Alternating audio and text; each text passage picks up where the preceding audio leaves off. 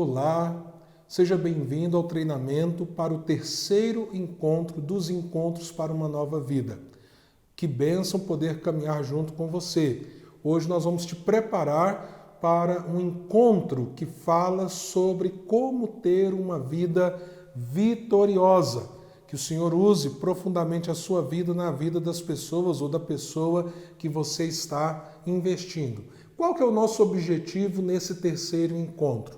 Nós queremos apresentar a visão, a percepção bíblica do que é uma vida vitoriosa em Deus.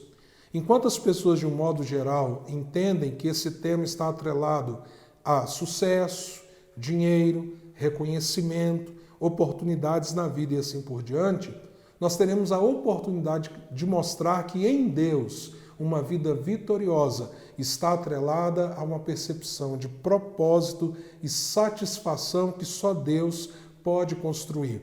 Por isso, na introdução, nós trabalhamos justamente essa perspectiva. De fato, Deus é que revela o propósito pelo qual nós fomos criados e que só Ele, então, pode nos dar a satisfação de olharmos para a nossa própria vida e vermos nela aquilo que nós ansiamos. Então esse é o centro, é o cerne da apresentação do Evangelho nesse terceiro encontro. Meu objetivo com esse treinamento é te ajudar a entender algumas ferramentas que estão aqui presentes e como você poderá utilizá-las. Se você chegou até aqui, significa que você já deu alguns passos anteriores. Entre eles, você já viveu a experiência dos 2 primeiros encontros. Vamos lembrar que cada encontro apresenta o Evangelho de Jesus a partir de uma perspectiva única ali. Mas, ao mesmo tempo, um encontro complementa a base para que nós possamos avançar para o próximo encontro. Por isso é muito importante você dar passo a passo com as pessoas, ter preparado lá atrás, através de um diálogo onde você ofereceu o livro, desafiou aquela pessoa essa caminhada de 4 semanas, a pessoa leu o primeiro capítulo, vocês se encontraram, ela buscou ler os textos bíblicos durante a semana, depois ela leu o segundo capítulo, vocês tiveram o segundo encontro e agora nós estamos indo para essa terceira belíssima oportunidade. Esses são passos que eu espero que você já tenha dado. Um segundo passo anterior é que você estimulou a preparação para esse terceiro encontro. Você tem acompanhado a pessoa através de uma mensagem WhatsApp, uma ligação, algum contato, estimulando, encorajando. Lembrando, inclusive, uma vez nós vamos falar um pouco sobre isso, que tudo isso envolve uma batalha espiritual. Então você deve estar em oração pelas pessoas ou a pessoa que você está caminhando com ela ou com elas no Encontros para uma Nova Vida. Eu espero então que com essa percepção você esteja dando os passos que são tão necessários e úteis para avançarmos nesse processo.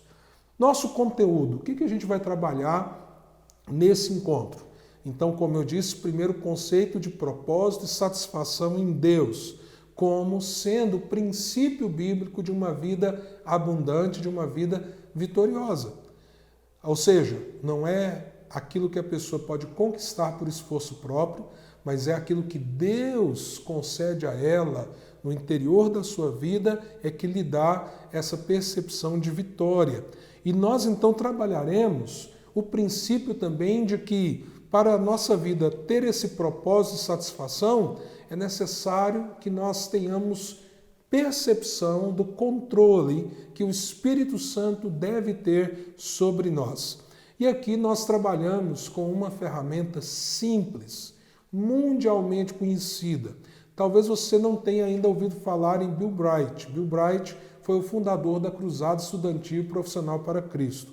Entre muitas coisas que ele produziu um pequeno livreto chamado As 4 Leis Espirituais. Talvez seja um livreto mais distribuído em todo o mundo com o propósito da evangelização. Lá no livreto As 4 Leis Espirituais, o Bill Bright trabalhou alguns gráficos e alguns que para mim se tornaram inesquecíveis. Esse primeiro gráfico que eu quero te mostrar, e que fala sobre essa experiência com e sem Deus e o que significa uma vida vitoriosa em Deus e uma vida sem sentido, sem propósito e por isso então infeliz, insatisfeita. Nesse primeiro gráfico, nós vemos uma vida controlada pelo eu, quando você mesmo é o senhor da sua própria história. E que então Cristo, como você pode olhar no gráfico, está fora da sua vida. O círculo representa a sua própria vida, a sua própria existência. O H, na verdade, é um trono, é um assento, onde está o governo da sua história. Aqui nesse gráfico, o eu está governando a própria vida. E aí, essas bolinhas menores representam as várias áreas, não é, da sua existência. E elas estão confusas, desordenadas. Porque uma vez que você que tem tido o controle da sua própria existência e Cristo está fora, então as coisas perdem o sentido, perdem a ordem, perdem realmente a razão de ser. E às vezes você busca em uma delas, uma hora uma satisfação, às vezes em outra coisa, mas a sua vida, na verdade, está desordenada e você não consegue entender o propósito das coisas. Mas o segundo gráfico nos mostra o que acontece com a vida controlada por Cristo, onde o Espírito Santo habita. E aí nós temos vários textos aqui no capítulo que apontam para essa obra do Espírito Santo, essa ação do Espírito Santo na vida daqueles que nasceram de novo. Quando Cristo se assenta no trono da nossa vida, o eu, então, é colocado debaixo do seu senhorio, dos seus pés, dos pés do Senhor. E nós começamos a ter, então, uma percepção diferente da vida.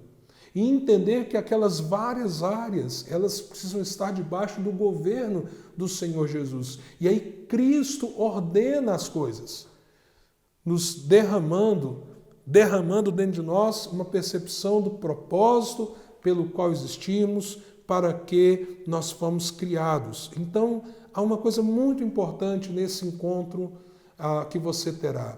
Gaste um tempo com esse gráfico. Ajude a pessoa a entender o que é uma vida controlada pelo eu e o que é uma vida controlada por Cristo Jesus. E talvez é uma oportunidade de você revisitar aquelas orações lá do capítulo 1. Lembra-se? De repente, agora a pessoa está pronta para dar um passo de entrega ao Senhor Jesus. E aí a gente visita alguns textos onde a palavra de Deus de fato reafirma a vitória daqueles que estão em Cristo. Daí, então, a gente continua caminhando dentro desse conteúdo para apresentar aquilo que nós chamamos de valsa cristã.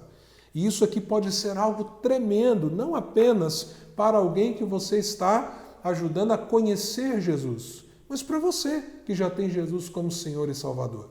Deixa eu te contar uma coisa. Durante muitos anos, no início da minha vida cristã, eu achava que para que eu conseguisse caminhar, andar em Jesus, a oração que Deus esperava de mim era aquela oração em que eu dizia para Ele: Senhor, eu errei de novo, fiz algo que desagradou o teu coração, mas eu prometo, Senhor, eu estou arrependido, eu prometo que eu irei fazer tudo certo agora e que nunca mais eu errarei nessa área.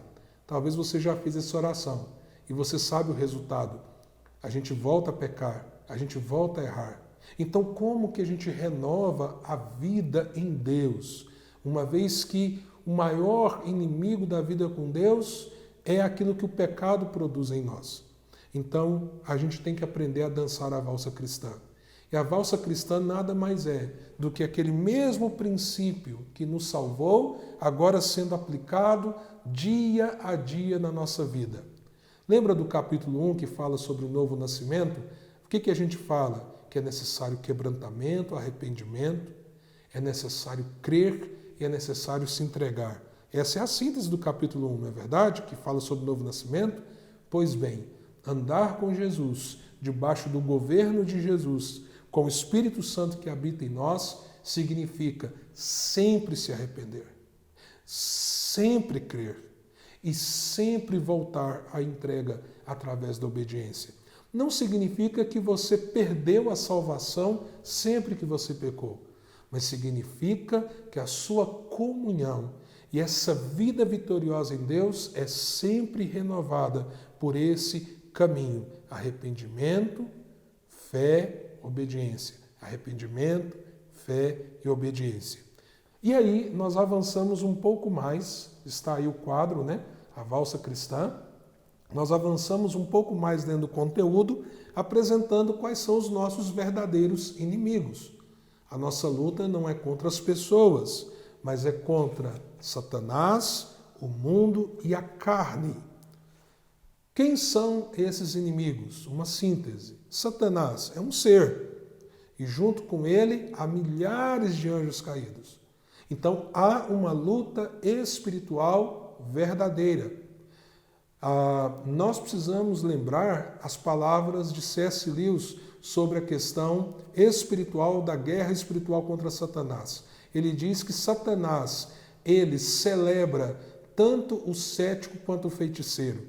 Ele se alegra e ele celebra o pensamento daquele que ignora a sua existência, como ele celebra aquele que coloca sua fé na própria existência de Satanás. Veja que coisa aparentemente maluca, não é? Mas Satanás é nosso inimigo, como seus anjos caídos. E aí nós apresentamos aqui, à luz da palavra de Deus, quem ele é e como nós devemos agir, resistindo-lhe firmes na fé. O nosso segundo inimigo é o mundo, que é esse sistema de valores que faz com que as pessoas radicalizem sua vida longe de Deus.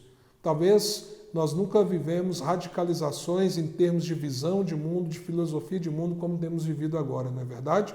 Pelo menos a nossa geração. Pois esse é um pequeno exemplo de como o mundo funciona nas diversas áreas da vida e como o mundo tenta nos afastar de Deus. Por último, nós apresentamos aquilo que a Bíblia chama de carne, que na verdade é aquele eu que estava assentado no trono e que existe ainda, que deve estar ali submisso aos pés de Cristo que agora governa a nossa vida. Mas aquela velha natureza ainda está em nós e ela nos impulsiona para longe de Deus, para tentar reaver o controle da nossa própria vida. Esses três inimigos, eles trabalham conjuntamente. O diabo usa o mundo para tentar a nossa carne. E aqui, então, nós aprendemos que à medida que nós voltamos o coração para Deus, à medida que nós confiamos a Deus a nossa vida e exercemos a valsa cristã, nós, então, temos a condição de sermos mais do que vitoriosos contra esses inimigos. Por quê? Porque o Espírito Santo habita e age em nós. Daí, nós vamos para um último exercício. E aí eu quero deixar algumas dicas preciosas para você, tá bom? Antes de falar desse último exercício. Como a gente pode sintetizar tudo isso? Então, você tem a possibilidade de utilizar as 5 perguntas que estão na página 50. Aqui você tem um pequeno guia para o seu terceiro encontro e interaja com a pessoa. Por exemplo, falando com ela sobre o contraste entre o que a Bíblia diz ser uma vida vitoriosa e a sociedade diz em relação a esse tema, não é? Se a pessoa tinha consciência ou não dos inimigos da vida dela com Deus, se ela entendeu aqueles 2 gráficos, ajude a pessoa a entendê-los. Esses gráficos são muito poderosos em termos de comunicação. Se ela entende o modo com que a presença do Espírito irá encorajá-la. Tá bom? E aí você perguntará se ela fez o exercício da valsa cristã, que são as respostas a essas 3 perguntas. Lembra? Arrependimento, fé e obediência. Então, ela deverá ter se preparado, pensando, refletindo, do que devo me arrepender, quais as verdades que devo crer, como preciso obedecer. Dentro dessas dicas, por favor, não force a pessoa a confissões que ela não queira fazer. Se ela nem quiser mostrar para você o que ela escreveu, não precisa. Mas se ela sente a necessidade de compartilhar algumas guerras espirituais que ela está vivendo, ouça e seja fiel. Não abra essa questão com ninguém. Seja muito criterioso e cauteloso em nome de Jesus. Lembre que vocês estão desenvolvendo uma relação de confiabilidade.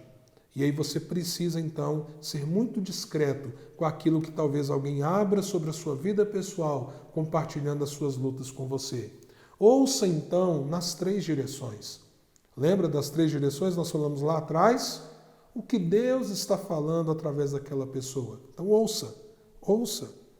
O que Deus está falando ao seu coração. O Espírito está dizendo enquanto você está ouvindo a pessoa. E terceiro, o que o seu coração lhe diz enquanto você está ouvindo aquela pessoa.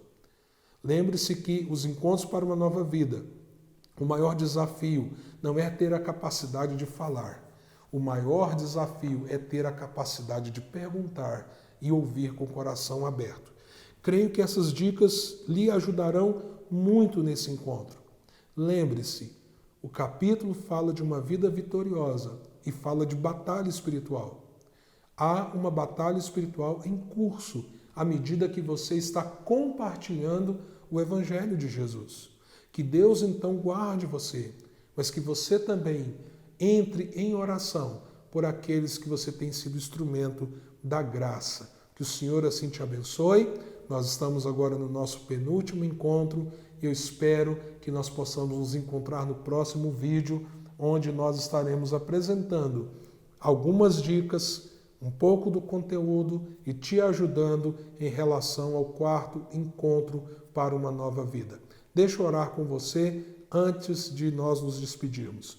Senhor, te louvamos porque em Cristo Jesus somos mais do que vitoriosos, somos mais do que vencedores. Te louvamos porque graças a Ti nós temos a vitória em Cristo Jesus, o nosso Senhor e Salvador. Mas também reconhecemos que tudo isso acontece em meio à profunda batalha e luta espiritual.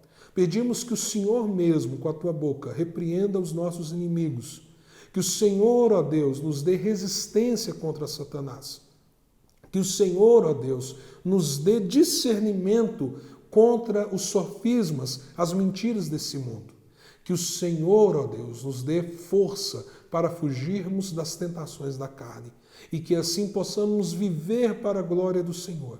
Ajude-nos, ó Deus, nessa tarefa de compartilharmos o Teu Evangelho com pessoas que estão descobrindo esta nova vida em Ti através da obra de Cristo Jesus. Que o Teu Espírito Santo assume o controle no coração dessas vidas para que o Senhor seja glorificado. E a minha oração é que o Senhor nos guarde e nos dê forças para caminharmos, ó Deus, com esses amados e amadas, no poder do Teu Evangelho. É a minha oração em nome de Jesus. Amém. Amém. Que Deus te abençoe. Nos vemos no próximo vídeo, no 4º encontro dos encontros para uma nova vida.